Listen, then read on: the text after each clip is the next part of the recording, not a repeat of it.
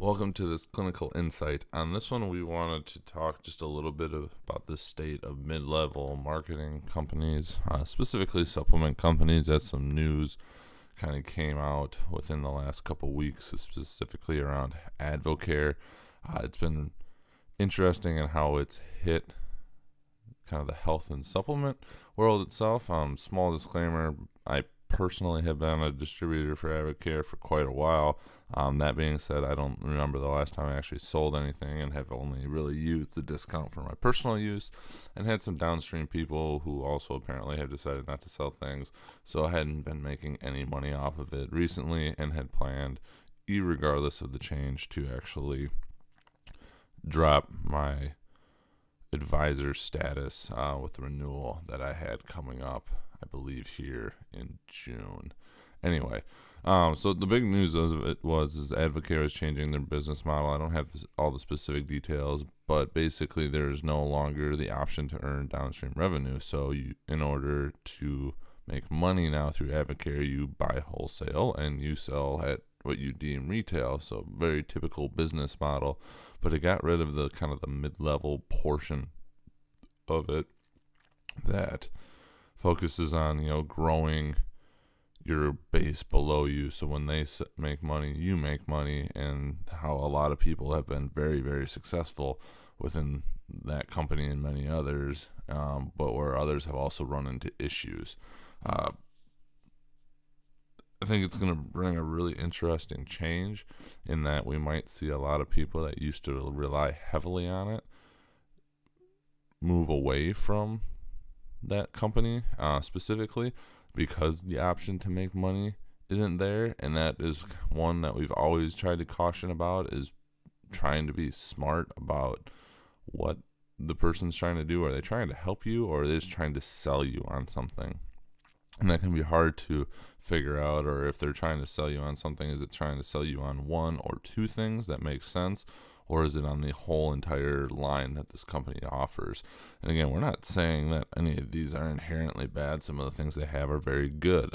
We used a lot of Advocare stuff, and Spark and Rehydrate. Their fish oil was actually one of the better ones on the market, but I never went beyond that. And that's one that, again, we've tried to caution people, is some of the stuff is good, but do you truly need the 12 products that they offer or more, or is it really just a couple that truly makes sense for you?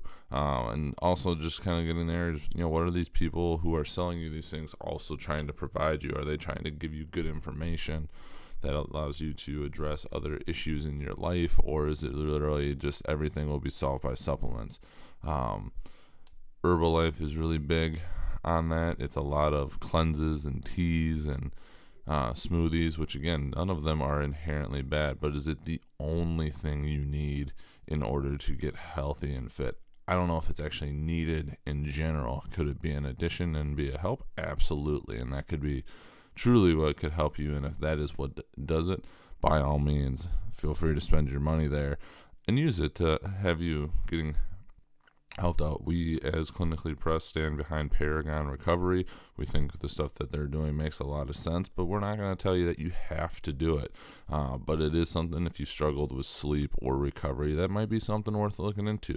We've vetted the guys. They're very reputable in what they do, and that's what's important to us. But again, a supplement is that. It's a supplement in addition to healthy living styles, good diet, all of those things. So kind of coming back around on all of this, yes, as the supplement world seemingly is starting to change, and we will see, maybe this is the first domino in a larger thing with mid-level marketing operations, and if they're truly pyramid schemes or if they're not, that's a whole debate for another day and another episode. But it'll be wary of who's trying to sell you stuff, and all of a sudden if somebody who happened to be selling Advocare now is selling something different. Are they truly doing it because they want to help you and get to your health and fitness goals, or are they doing it because they see a business and an entrepreneurial opportunity, which again is not inherently bad, but when it comes to people spending a lot of their hard-earned money on things that they may or may not actually need when it comes to health and nutrition and wellness, that's something that we think you just got to be really careful about, because that can lead you down a path that can be really frustrating. Along with that, we highly recommend just start with the basics when it comes to nutrition. Figure out things that maybe you can reduce one or two things from your life daily, so it's not a complete change, but something that you can adapt to. If you're a 4 cans of soda pop a day kind of person, let's see what happens cutting it down to 2. Can we change breakfast just a little bit? So instead of putting in a bunch of simple carbs or things that break down really easy, can we focus on protein first thing for breakfast? And just do that. Change that. Up your water intake a little bit. Give that a couple weeks and see how it makes you feel. Sometimes it's those little things that you can start to make a habit that start this ball rolling in that process of trying to get where you want to go. Look at, if you're a late night snacker, can we change out something that's like chips or pretzels to, almonds or something that has a different profile of macronutrients that your body can use throughout the night, help through recovery, and do all these things to help you, but it isn't the biggest change in the world when it comes to trying to switch up everything you eat, which we all probably understand if we've gone through it sometimes, is really hard to maintain. So that was kind of just a little bit of a take on mid-level marketing supplements. Be careful about what's out there. Be wary of now all of a sudden if somebody's either pushing harder or there's a different supplement line they're offering, just kind of keep it in the back of your mind. Is that truly because they believe in what they're doing, or is it because the business opportunity is better and that's what makes it worth doing in their eyes? So with that, stay healthy, stay smart when it comes to supplements and nutrition. And as always, if you have any questions, send us a message through any of our social media channels or at info@clinicallypressed.com. We'll do our best to get back to you as soon as we can with any answers, and we will see you on the next episode.